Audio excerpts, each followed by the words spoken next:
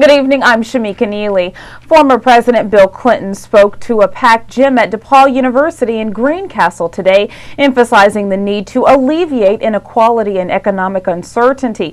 He says the next generation of Americans, like the students at DePaul, can keep the U.S. and the world from facing problems like the current Greek economic crisis if they push themselves to innovate and move the world forward.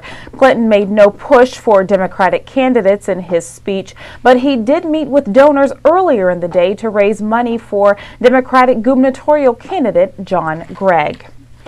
Credit union members are growing as a result of a number of commercial banks adding fees. Here's more.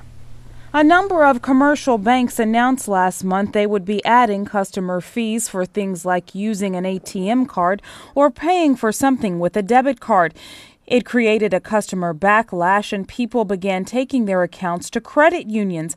Locally, IU Credit Union CEO Brian Price says he has seen an increase in customers. We increased a little bit in terms of membership, but we have 66,000 members overall in our credit union, so we're fairly large and fairly impressive presence, I think, in this market. Overall, we did pick up a few more members than maybe we typically do in the month of, say, October.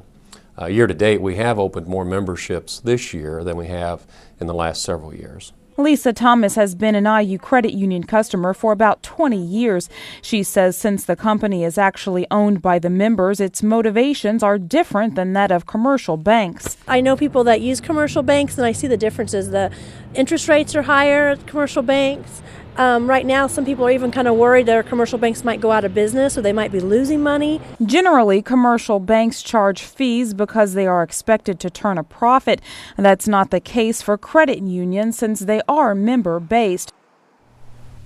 After spending 4 months compiling survey results, the Bloomington Deer Task Force announced at its Thursday meeting it still does not have data from a survey released over the summer seeking public input on how to handle the local deer population. The committee is moving forward, however, on a recommendation regarding deer near Griffey Lake, the area of the county where the vast majority of car deer accidents take place. Committee members say they are leaning towards hiring hunting professionals to thin the herd. The group will meet again next month to continue its discussion of the public survey. Let's take a look at your weather. Tonight, mostly clear, lows in the mid-30s. Tomorrow, Saturday, partly cloudy, highs in the upper 50s. Tomorrow night, mostly cloudy with a 40% chance of rain showers, lows in the lower 50s.